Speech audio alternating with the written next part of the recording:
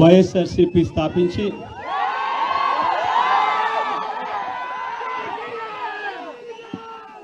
పదహైదు సంవత్సరాలు దాదాపుగా ఈ రోజుతో మొదలవుతా ఉంది. ఈ 15 సంవత్సరాల ఈ వైఎస్ఆర్సీపీ ప్రయాణంలో మొట్టమొదటి రోజు నుంచి ఈ పార్టీ పుట్టింది కష్టాల్లో నుంచే పుట్టింది.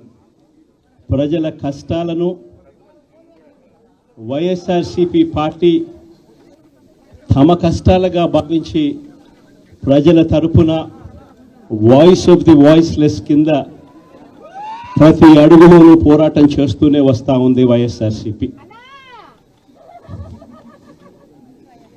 ఈరోజు ప్రతిపక్షంలో మనం కూర్చోవడం కొత్త కాదు.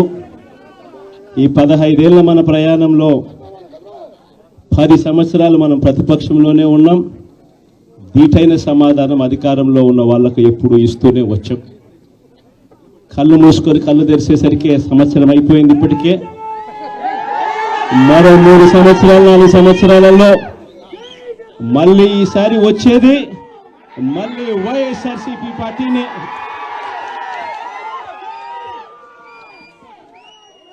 ఈరోజు వైఎస్ఆర్సీపీకి సంబంధించిన ప్రతి కార్యకర్త కూడా గ్రామంలో ఉన్న ఏ ఇంటికైనా కూడా వెళ్ళొచ్చు.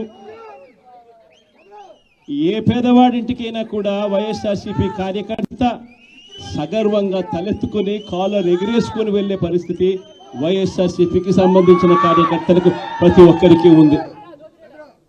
ఏ ఇంట్లోకి వెళ్ళినా కూడా వైఎస్ఆర్సీపీ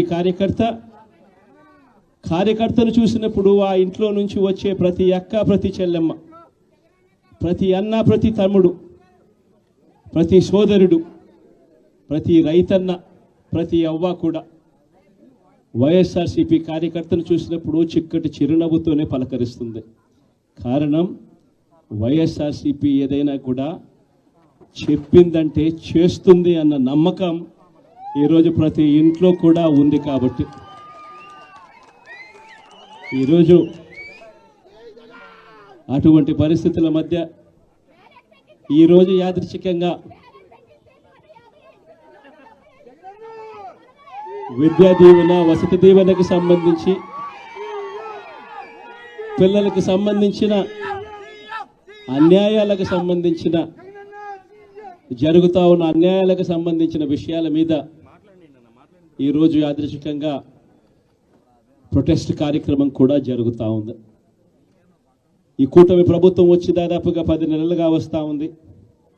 ఈ 10 నెలల కాలంలో ఎన్నికల వేళ వాళ్ళు చెప్పిన సూపర్ 6లు, సూపర్ 7లు అన్నీ గాలికి ఎగిరిపోయాయి. వ్యవస్థలన్నీ కూడా చదువులు కానీ, వైద్యం కానీ, గవర్నెన్స్ కానీ, వ్యవసాయం కానీ ఏది చూసుకున్నా కూడా వ్యవస్థలన్నీ కూడా నిర్వీర్యమైపోయిన పరిస్థితులు కనిపిస్తూ ఉన్నాయి. ఈరోజు పిల్లలకు సంబంధించిన ఫీజులకు సంబంధించిన బకాయిలు కూడా సంవత్సర కాలంలో ఫీజు రీఎంబర్స్మెంట్కు కావాల్సింది ఒక్కొక్క క్వార్టర్కు 700 కోట్ల రూపాయలు చొప్పున, సంవత్సరానికి 2,800 కోట్ల రూపాయలు విద్యా దీవెన కింద 4 క్వార్టర్లకు సంబంధించిన కేటాయింపులు చేయాలి. అంటే 2,800 కోట్లు. వసతి దీవెన కింద ప్రతి ఏడాది ఏప్రిల్ మాసం వచ్చేసరికి 1,100 కోట్ల రూపాయలు కేటాయింపులు చేయాలి. అంటే గత ఏడాది ఈ 1,100 కోట్లు, 2,800 కోట్లు, ఈ రెండింటికి సంబంధించి 3,900 కోట్ల రూపాయలకు కేటాయింపులు చేసి, ఖర్చు చేసి పిల్లల చదువులను ప్రోత్సహించాల్సిన పరిస్థితిలో ఈ ప్రభుత్వం చేసింది ఏమిటి అనంటే కేవలం 700 కోట్ల రూపాయలు మాత్రమే ఇచ్చి చేతులు దులుపుకున్న పరిస్థితులు. అంటే 3,200 కోట్ల రూపాయలకు సంబంధించిన బకాయిలు పెండింగ్లో పెట్టారు. అదే మాదిరిగా మళ్ళీ ఈ సంవత్సరం 2025-26కు సంబంధించిన ఈ సంవత్సరానికి సంబంధించి ముందుకు పోవడానికి ఈ సంవత్సరానికి సంబంధించిన విద్యా దీవెన కింద 4 కోట్లు, ఈ విద్యా దీవెనకు సంబంధించి ఈ 2,800 కోట్లు మళ్ళీ కావాలి. 1,100 కోట్లు వసతి దీవెన కింద కావాలి. ఇవన్నీ కూడా కలిపితే మరో 3,900 కోట్లు.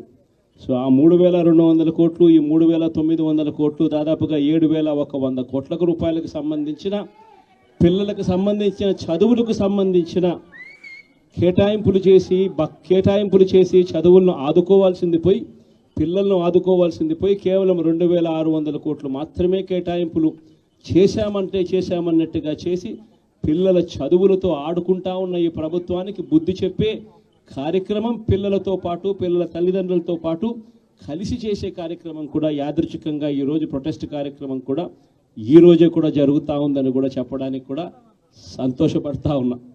వైఎస్ఆర్సీపీ ప్రభుత్వం ఎప్పుడూ కూడా ప్రజలకు తోడుగా ఉంటుంది, ప్రజలకు ఎప్పుడూ కూడా అండగా నిలబడుతుంది, ప్రజల తరపున ఎప్పుడు గొంతుకై వైఎస్ఆర్సీపీ ఎప్పుడూ ప్రజలకు అండగా ఉంటుందని మరొక్కసారి తెలియజేస్తూ ఈరోజు ప్రొటెస్ట్ కార్యక్రమంలో పాల్పంచుకుంటా ఉన్న ప్రతి ఒక్కరికి, ప్రతి కార్యకర్తకు, ప్రతి నాయకునికి, అదేవిధంగా పిల్లల తరపున, పిల్లల తల్లిదండ్రుల తరపున వాళ్ళతో పాటు కలిసికట్టుగా ప్రయాణం చేస్తూ ఉన్న ప్రతి ఒక్కరికి కూడా ఈ సందర్భంగా మీ అందరికీ కూడా చేతులు జోడించి పేరు పేరున మీ అందరికీ కూడా కృతజ్ఞతలు తెలుపుతా ఉన్నాను.